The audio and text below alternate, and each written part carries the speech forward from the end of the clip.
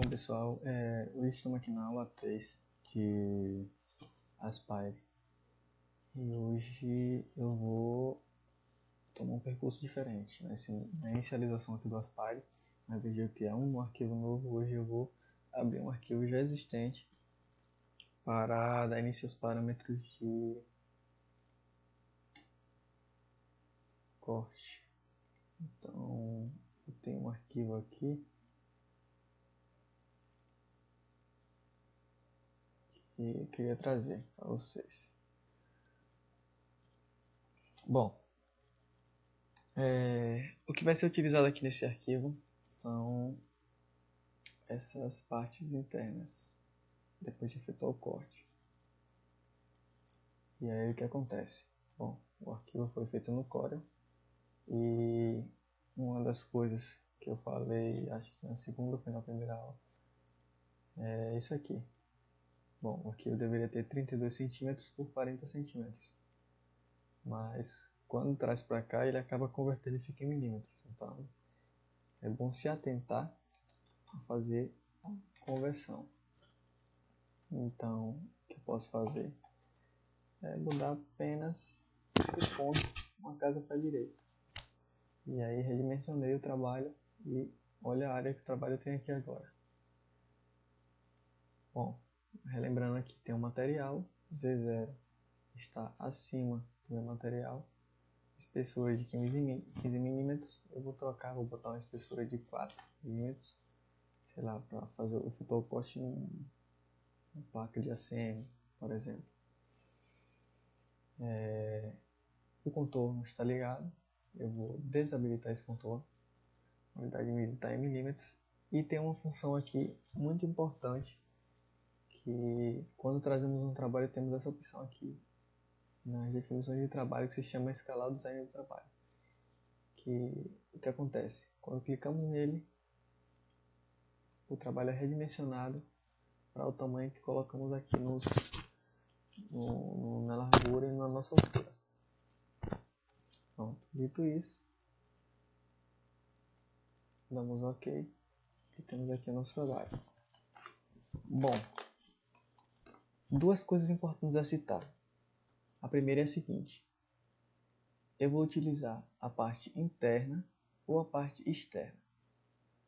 Se eu for utilizar essa parte externa e essa parte interna for descartável, eu tenho que deixar assim, obrigatoriamente.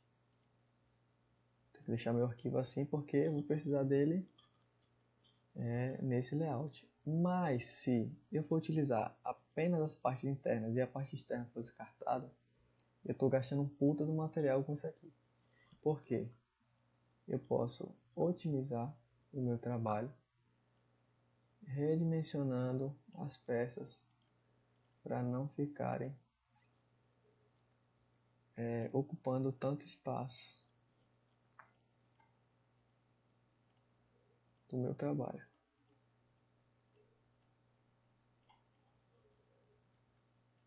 Então o que eu faço?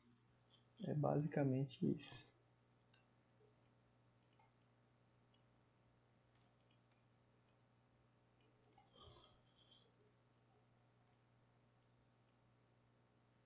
Vou perder bem menos material.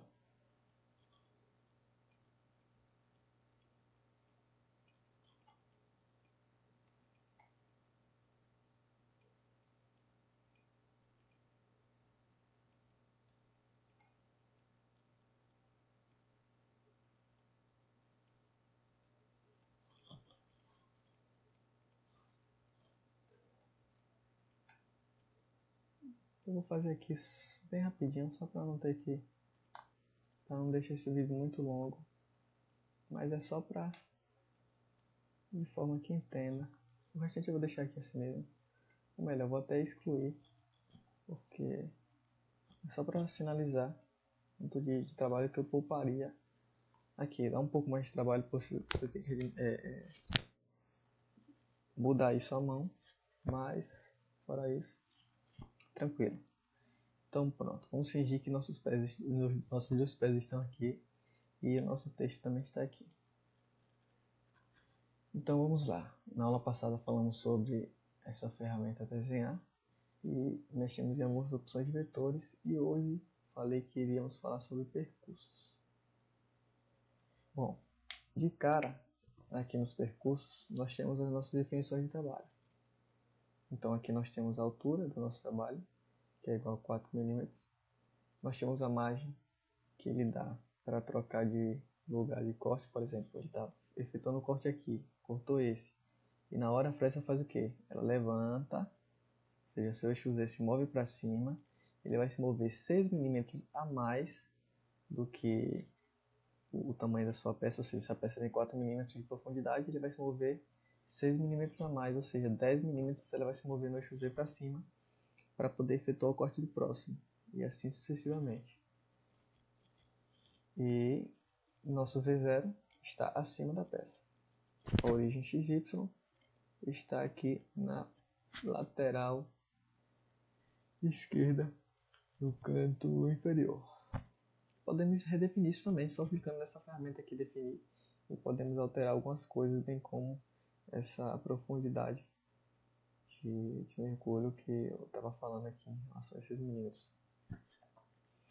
Bom, os percursos de usinagem nós temos uma gama de percursos aqui, mas para a área de comunicação visual, em que trabalhamos mais com coisas em, vamos dizer assim, duas dimensões, porque não trabalharemos com coisas tão complexas, com modelagem 3D. Então nós só trabalharemos com 3 ferramentas que eu acho de extrema importância para o corte dos materiais para trabalho com comunicação visual. São elas o percurso de corte, o percurso de desbaste, também chamado de percurso de preenchimento, e o percurso de furação. Então vamos lá primeiro ao percurso de corte. De cara, nós temos aqui a profundidade de corte. Eles vão dar aqui uma cota inicial, que é uma cota que você pode iniciar o corte com uma quantidade X, e o restante da profundidade você pode definir outra. Eu geralmente deixo isso aqui sempre zerado e mexo só aqui na profundidade. Então, o nosso material tem uma profundidade de 4 mm. Opa, não precisa de ferro. Tem uma profundidade de 4 mm. Feito isso, eu venho para a ferramenta. Uma coisa importante da ferramenta. Primeiro, vamos clicar aqui em selecionar. Dentro dela, nós temos essas Imperial Tools, que são ferramentas que estão definidas por polegada, ou seja, um sistema de medidas que não utilizamos aqui. Como eu falei, utilizamos milímetros, então você vai vir nesse Metric Tools. Temos algumas opções de ferramenta aqui, ou seja, são tipos de fresa. A primeira delas é a N-Mills. O que são? São fresas de topo reto. Topo raso, mas também é bem mais conhecida como topo reto. Existe uma infinidade de fresas de topo reto. Fresas de um corte, fresas de 2 cortes e sucessivamente. Existe uma infinidade de fresas de topo reto. Então você tem que procurar uma fresa que mais... não que mais, sim para o material que você vai cortar. Por exemplo, eu vou cortar uma placa de acrílico. Vou utilizar o que? Uma fresa de um corte. Eu vou cortar, sei lá, MDF. Vou usar o que? Uma fresa de 2 cortes. E assim procurar adequar o material e utilizar a fresa que o material requisita. E outro passo importante é em relação aos milímetros que essa fresa tem. Ou seja, se eu vou fazer o corte de um material grande, eu vou utilizar o quê? Uma fresa com espessura um pouco mais grossa. Agora, se eu vou fazer o corte de um material pequeno, com detalhes, é que eu vou utilizar uma fresa com menos milímetros. Bom, além das fresas de topo reto, nós temos também ball nose, que são as fresas de topo esférico, ou seja, topo bola, Essas fresas aqui geralmente são utilizadas para usinagem em coisas em objetos 3D. É uma coisa então que não utilizamos tanto na comunicação visual. As fresas que mais utilizamos geralmente é essa aqui, topo reto, e as fresas V-bit. O que é as fresas V-bit? São as fresas com topo em V. Cada uma tem sua funcionalidade, entende? Eu separei aqui um arquivo, que são uma das fresas mais conhecidas que mais utilizamos para poder fazer usinagem em comunicação visual. A de topo rodando nem tanto, porque ela é usada para modelos em 3D. Mas as fresas de topo reto é usadas para o quê? Fazer contorno 2D, fazer corte. E temos as fresas V-cut, que no caso são essas fresas V-bit. Tem diversos nomes, galera. Mas o intuito é o mesmo, são fresas em V. Usada para gravações ou chanfros. Para fazer texto também fica bem legal. No caso de um desbaste ou substitutivo. Pronto. E temos o mesmo sentido aqui, ó, milímetros. Então vai depender do material que você vai utilizar e que espessura você vai precisar. Bom, para esse daqui é um material pequeno, então o ideal é que eu utilizasse algo em torno de 4 milímetros. Por que 4 milímetros? Quanto mais fina for a nossa fresa, mais fácil e mais provável ela é de quebrar. Então eu tenho que ter um cuidado dobrado, reduzir minhas passadas, ter cuidado com o meu feed rate. Pronto. Dentro da minha ferramenta definida aqui, que vai ser uma fresa de 4 milímetros. Pronto, até aí tudo bem. Aí eu tenho que configurar minha fresa. Vamos lá, eu tenho aqui que aqui minha fresa é uma fresa de 4 milímetros, topo raso. O diâmetro dela é 4 milímetros. Temos aqui uma opção importante, chamada parâmetro de corte. Profundidade de passagem. O que é a profundidade de passagem? É exatamente essa daqui, que ela vai fazer por passada. Ou seja, se eu tenho um material com profundidade de 4 milímetros, se eu fizer 15, ela vai dar, no caso, uma passada. Já que não tem 15 milímetros, o material só tem 4, ela só vai dar 4 milímetros. Então até aí tudo bem. Nosso passo lateral, eu costumo deixar em torno de 40%, 50%. Então você vai depender do material que você está usando. Então isso aqui é a cabo do teste. Você vai testando para ver qual o melhor se adequa. Mas geralmente entre os materiais eu deixo entre 40% e 50% do nosso passo lateral. E eu consigo fazer as usinagens tranquilo. Fora o parâmetro de corte, estamos aqui para o avanço de velocidade. Velocidade de rotação, ou seja, a velocidade de rotação do nosso spindle. Eu utilizo geralmente no máximo, quer dizer, depende do spindle, né? Porque cada spindle tem uma rotação diferente. Mas esse spindle utilizado aí na empresa, por exemplo, se eu não me engano, é um spindle de 17 RPM. Então eu deixo na sua velocidade de rotação máxima um feed rate de 60 mm por segundo e uma velocidade de ataque de 40 mm por segundo. Isso aqui você pode alterar para ver o que melhor se encaixa para você. Por quê? O que é a velocidade de ataque? A velocidade de ataque é o seguinte.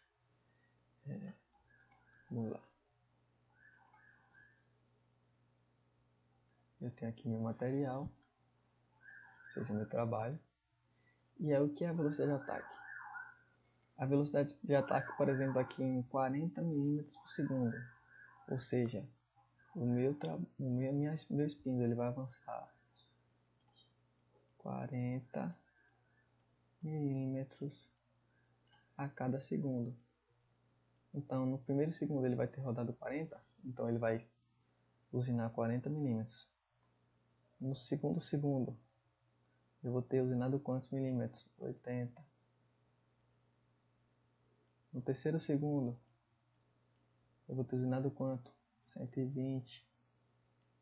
E assim sucessivamente. Então, se essa velocidade estiver muito rápida e a sua rotação baixa, o que vai acontecer? Ela não vai ter rotação suficiente e a fresa vai quebrar, a fresa vai romper. Então ela tem que ter uma velocidade suficiente para ir de acordo com o corte. Então, sei lá, isso é algo que você pode ir testando. Sei lá, você coloca 40. Ah, tá legal. Ah, tá muito lento, então vou botar 50. Ah, 50 cortou bem. E assim sucessivamente. Então, isso é algo que você tem que ir testando para cada tipo de material. Isso vai depender de quantos milímetros o material possui, qual o material que você está utilizando. Enfim, eu vou aplicar aqui minhas configurações dessa forma. Vou dar meu OK. Vou utilizar então essa fresa aqui de 4 milímetros. Já utilizei aqui minha configuração. E vou dar meu OK. Pronto. Uma coisa que temos aqui definida. Se você olhar aqui embaixo, as passagens que estavam em 2, não sei se vocês tinham percebido antes, agora está em 1. O que são as passagens? Então vamos lá. O que são passagens? Eu tenho aqui o meu material.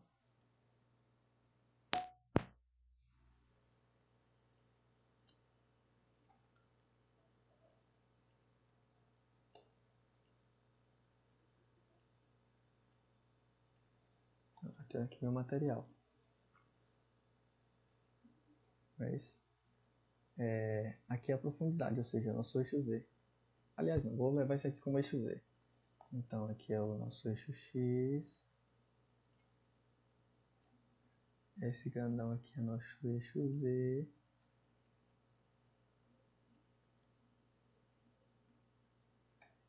Estou confundindo Z com S. Segundo.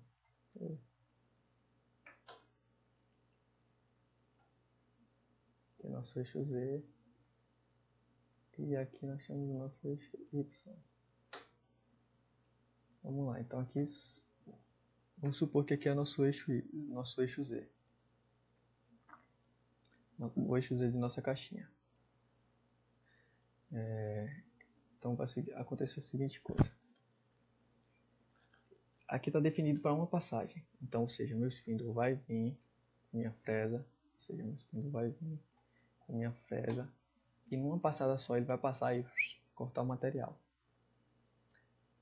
Agora, se eu defino que o meu espíndulo, que eu quero, sei lá, 2 passagens, ou seja, ele vai cortar, em vez de uma direto, ele vai cortar, vai dividir no meio e vai cortar primeiro. O meu espíndulo vai passar aqui, vai cortar primeiro 2 milímetros e depois ele vai cortar mais 2 milímetros para atingir os 4 milímetros que eu quero fazer o corte. Então é basicamente isso. E como eu posso alterar essas passagens? Aqui selecionar, voltando para aquela coisa ali do ajustar, temos aqui a opção de alterar a profundidade de passagem. Se eu coloco, por exemplo, 2 milímetros e dou um OK, ele automaticamente vai calcular que são 2 passagens. Mas eu posso também dividir de outra forma. Posso deixar aqui a profundidade de passagem 4, que é a mesma profundidade do nosso material, e editar as passagens através daqui. Tá vendo? Nessa opção, editar passagens. Aqui tem uma função chamada de número de passagens, ou seja, está aqui em 1. Se eu boto em 2, ele automaticamente vai fazer a divisão e vai colocar aqui 2 milímetros. Ou seja, aqui eu tenho um material, em vez de cortar ele direto, ele vai cortar primeiro 2 milímetros e depois ele vai voltar e cortar mais 2 milímetros. Ah, eu quero cortar em 4 milímetros, ou quero cortar em 4 passagens. Então ele vai cortar 1 milímetro, depois ele vai passar a cortar mais 1, depois vai cortar e passar mais 1, até atingir os 4. Como é um material que eu posso cortar tranquilo em 4 milímetros, não é, sei lá, um perfil de alumínio que estou usinando, eu vou utilizar uma chapa de SN, eu consigo utilizar com uma passagem só e efetuar o corte tranquilamente. Pronto, isso estamos definindo a nossa ferramenta e quantas passagens daremos. Até aí tudo bem. temos uma outra opção chamada de usinar vetores. Bom, temos aqui 3 opções dentro dela. A primeira é fora. Ela corta no sentido horário, na direção subida, mas eu recomendo que utilize na convencional. Por quê? Se o teu spindle roda num sentido, o ideal é que o teu corte seja no sentido contrário. Por isso que é chamado de convencional, porque é o mais usado. Se meu sentido roda num sentido, ele tem que ir contra o corte para poder fazer a usinagem. Esta opção fora representa a seguinte coisa. Eu tenho aqui o meu material. E aqui essa linhazinha vermelha é o sentido que ele está indo. E essa bolinha amarela aqui é a nossa fresa. Ou seja, a fresa está vindo por fora do nosso material. Então, se eu quero um material, sei lá, de 10 mm por 10 mm, eu faço o corte por fora, eu vou utilizar a área de dentro, ela vai se manter com seu tamanho intacto de 10 por 10. Agora, se eu quero, sei lá, aproveitar a área de fora, e a parte de dentro é a parte que eu vou descartar. Então eu venho aqui, boto por dentro. Entendeu? Então ela vai cortar por dentro, vai comer os 4 mm por dentro e preservar a área de fora no seu tamanho original. E temos outra opção chamada sobre. Tá aqui uma coisa importante sobre essa relação, em relação ao sobre. Ele vai cortar em cima da linha do nosso arquivo, do nosso vetor, melhor dizendo. Mas o que acontece? Se eu vou fazer o corte sobre, tem que se lembrar de uma coisa. Minha fresa tem 2 mm, né? Minha fresa tem 4 mm. A fresa que eu estou utilizando é a fresa de 4 mm. E aí o que acontece? Se minha fresa tem 4 mm e ela está passando sobre a linha do vetor, então o que ela vai fazer? Ela vai cortar 2 mm para fora e 2 mm para dentro. Então tem que se atentar sempre a isso. Então vai depender do que você está fazendo, para qual tipo de coisa você vai utilizar esse vetor. Você vai precisar fazer esse corte fora, você vai precisar fazer o corte dentro ou sobre. Para essa usinagem aqui eu vou utilizar fora num sentido convencional. Tolerância eu vou deixar em 0. Temos aqui o último. O que é um outro passo importante também é a tolerância. Vou até voltar aqui. O que é a tolerância? A tolerância é uma margem, ou seja, eu tenho aqui meu vetor, é isso. Melhor pintar porque fica destacado. Vamos lá, tenho aqui meu vetor, não é isso? E aí a minha fresa vai vir fazer o corte. Ela vai vir aqui fazer o corte. Ela vai vir aqui, ó, por fora, né? Fez o corte.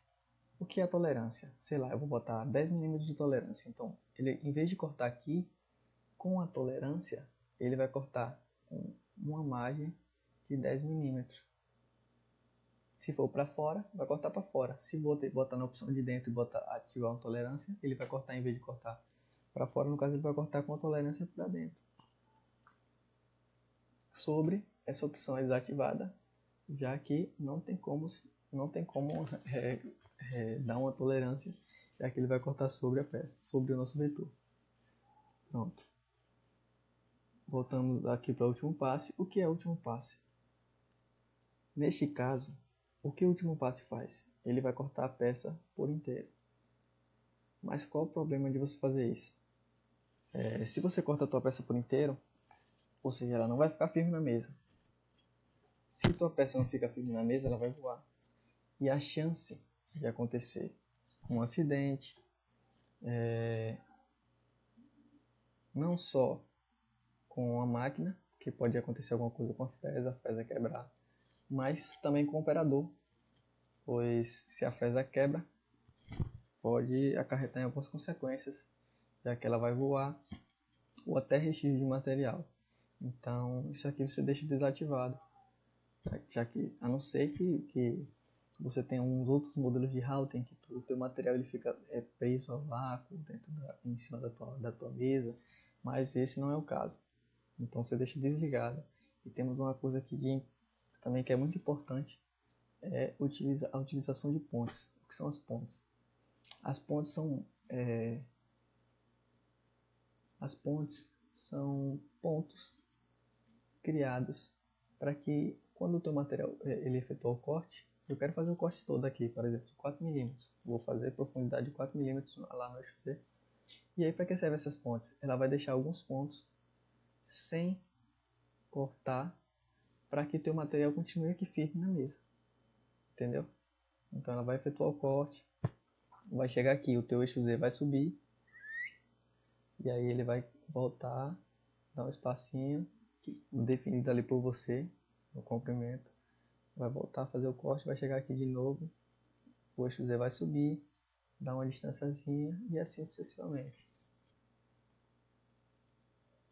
E isso pode ser definido por você, ou seja, comprimento, espessura, tudo isso pode ser definido com você. Se eu tenho aqui, por exemplo, esse aqui é um material pequeno, então eu não posso colocar um comprimento tão grande nas minhas pontes, porque senão vai ficar ruim para eu fazer a retirada dessas peças. E o que é o comprimento? O comprimento é o tamanho que a tua ponte vai ter. Pronto, dito isso, também está em milímetros. Temos a nossa espessura, também é a espessura que o teu material vai ter. Como eu disse, o programa é bem lúdico, então ele tem representações com imagem, então fica bem simples a compreensão.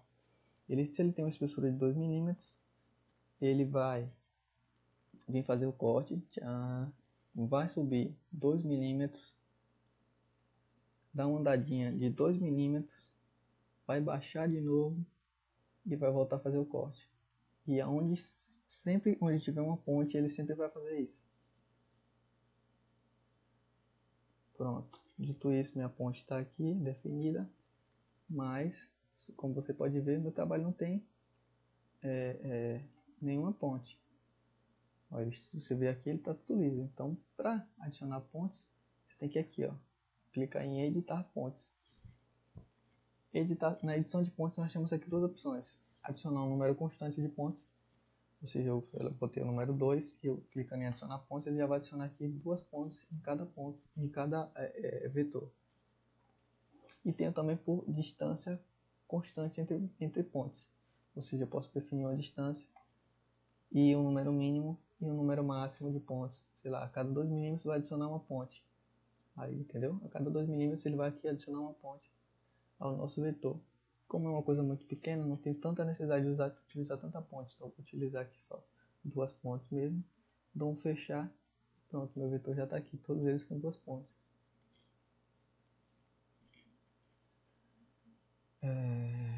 Pronto, dito isso, temos aqui a opção de definir o nome. Eu vou botar aqui como aula 3. Vou calcular.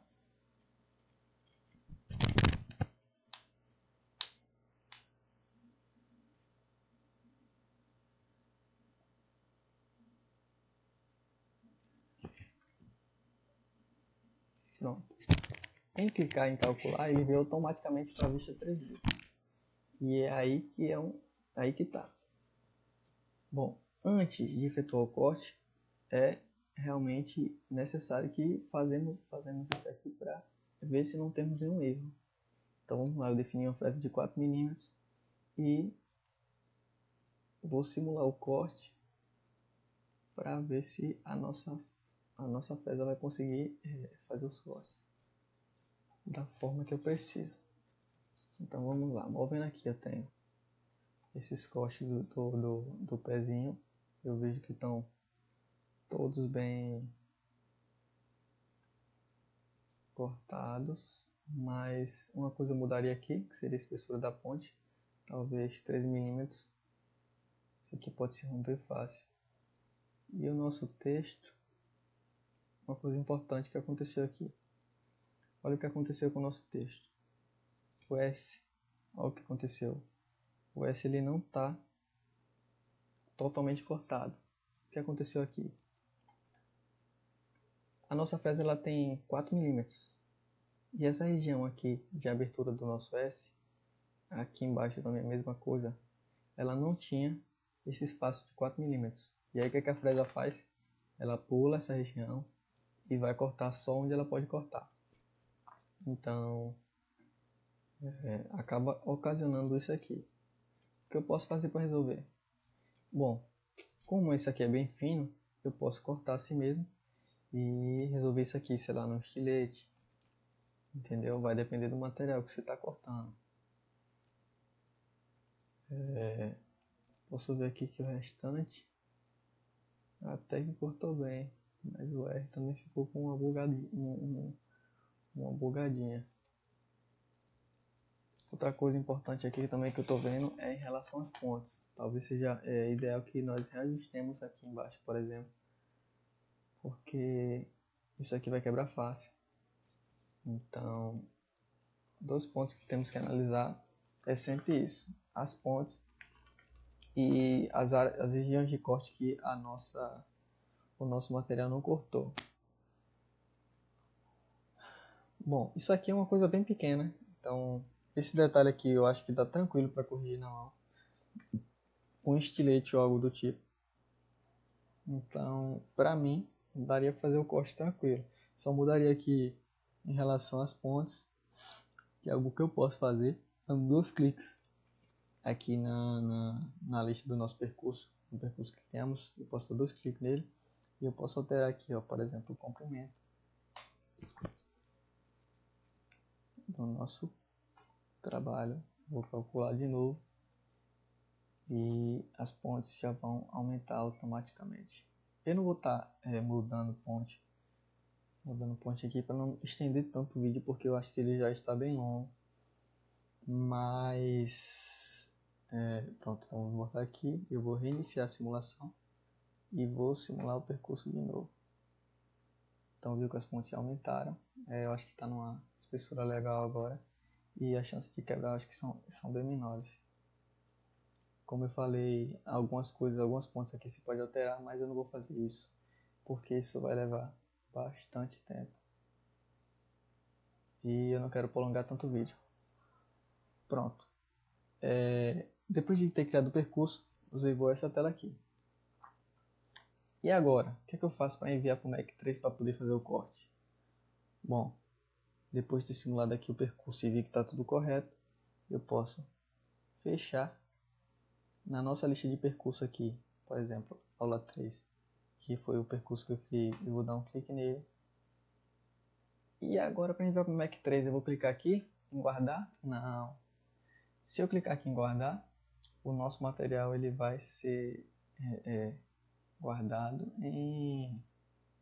no modelo de arquivo para o Aspire, ou seja, DXF. Não quero isso. O que eu quero é guardar em outro tipo de arquivo, ou seja, eu quero guardar o percurso e não meu trabalho. Então, para guardar percurso, eu tenho essa opção aqui, ó. Vou dar um clique nela, guardar percurso, pós-processador. Que tipo de pós-processador eu tenho que utilizar?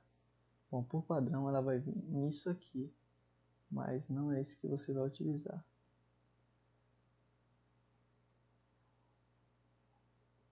A opção que você vai utilizar é essa aqui, ó, G-Code MMTAP. Depois que você salva uma vez, isso aqui já vai ficar por padrão.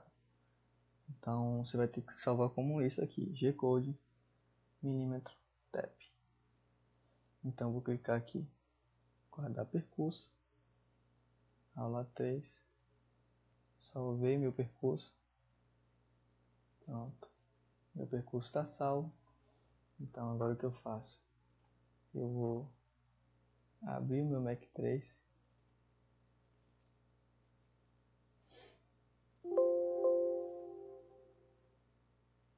pronto, estamos aqui no painel do Mac 3, que eu vou deixar para falar mais sobre ele na próxima aula. Mas eu venho aqui em Load G-Code, tá vendo? G-Code, que é o tipo de arquivo que eu vou abrir.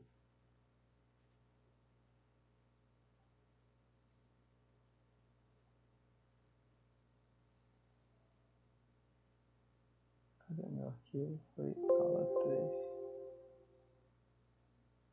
3.tep. E pronto, meu percurso já está aqui no Mac 3 para efetuar o meu corte. Então é isso, na aula de hoje. Na próxima eu falo sobre o desbaste e o percurso de furação, que não vai ser tão complexo, já que os processos são quase os mesmos.